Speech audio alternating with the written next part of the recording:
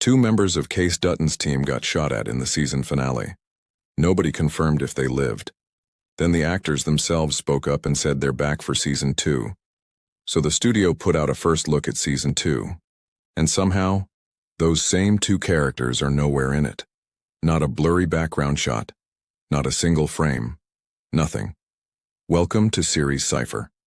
Before we get into why that silence might be the loudest clue Marshals has given us all year, if you're new here, consider subscribing. It genuinely helps a small channel like this keep tracking shows like this one closely. Okay, let's build this properly, because the story behind this silence actually starts months before that trailer ever dropped. Marshals premiered on CBS on March 1, 2026. It's part of the Yellowstone universe, following Kayce Dutton, played by Luke Grimes, as he joins a Montana-based U.S. Marshals unit. The premiere pulled in massive numbers. Multiple outlets reported it as one of the most watched new scripted series premieres of the entire 2025 to 2026 broadcast season. CBS confirmed a season 2 renewal just 12 days after that premiere aired. 12 days.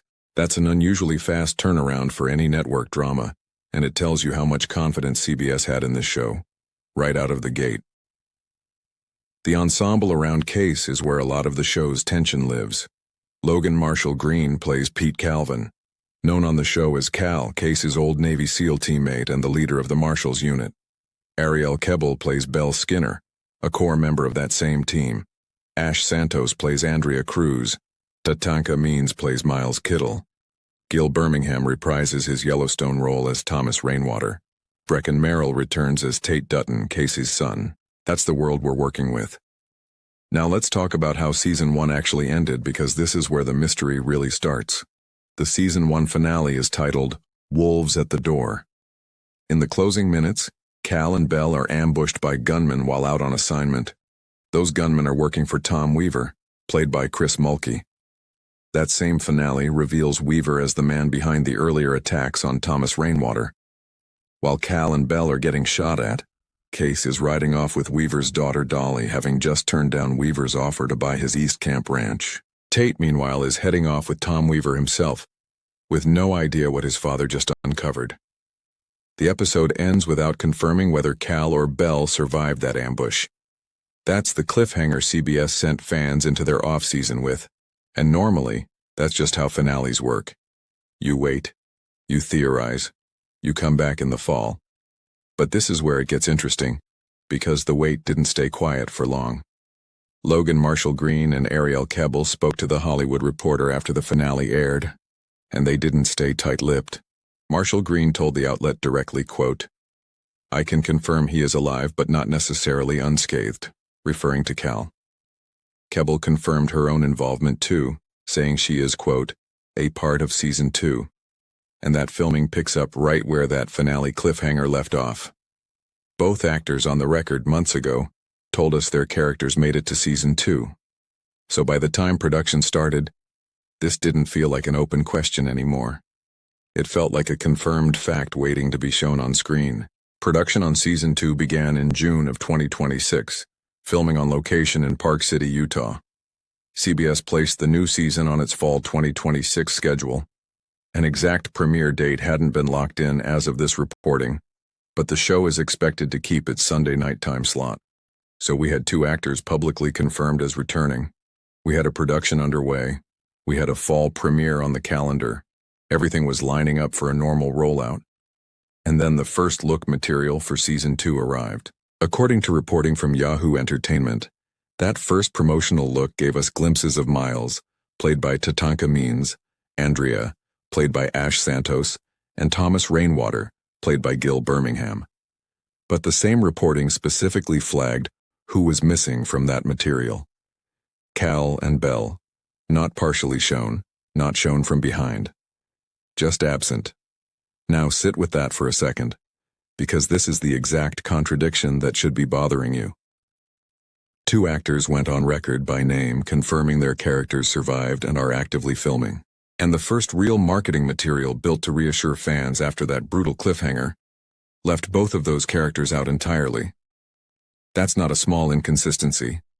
That's the kind of thing a show does on purpose. So let's actually walk through why a network would do this, because there are a few real possibilities here. And I want to go through them in order of how likely I think they are. The first explanation is the simplest one. Injury timing. Marshal Green's own quote gives us a clue here. He didn't say Cal came out fine, he said alive, but not necessarily unscathed. That phrasing matters. If Cal is spending part of the new season recovering from what happened in that ambush, the marketing team may simply not have footage of him in fighting shape yet to put in a trailer. Same logic could apply to Belle. If her character starts season 2 out of commission, sidelined healing, there's simply less usable footage of her doing anything trailer-worthy in these early episodes. That's the boring, practical answer. But it doesn't fully explain a total absence, because even injured characters usually get one shot in a teaser.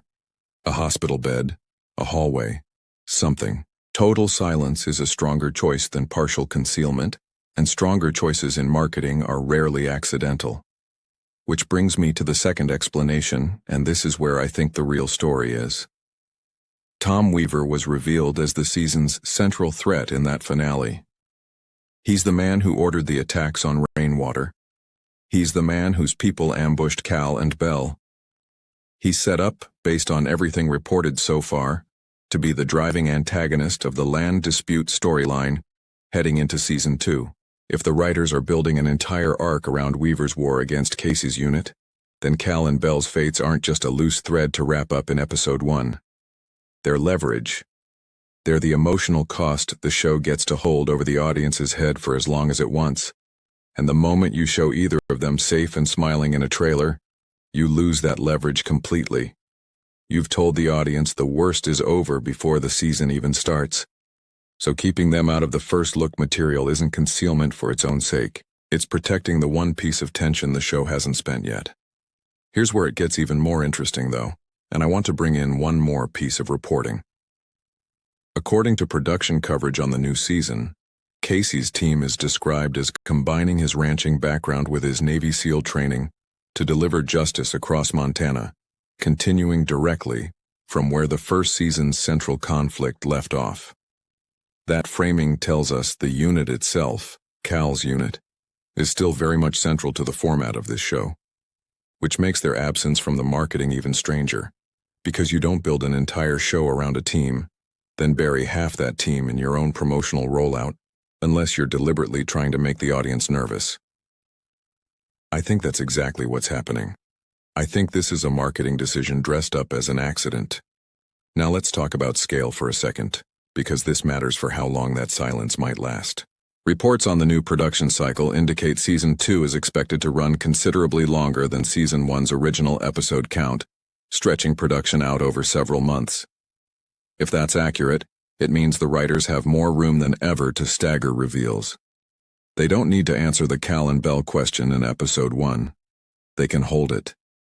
They can let it breathe across multiple episodes, using the actors' own public confirmations as a kind of safety net, so casual viewers assume everything's fine, while the show quietly builds toward the actual moment we see them again on screen. That's a smart move if you're a showrunner. Use interviews to calm the fans down just enough that they don't panic and change the channel. Then, use silence in your marketing to keep the tension alive for the people paying close attention. Both audiences get served. Neither one gets the full picture. Now here's a detail I want to be upfront about, because I think it's important. There's some inconsistency in reporting about whether Kayce Dutton's return has been fully locked in for Season 2, with some outlets listing him among confirmed returning cast, and others noting his return hadn't been officially confirmed at the time of their reporting.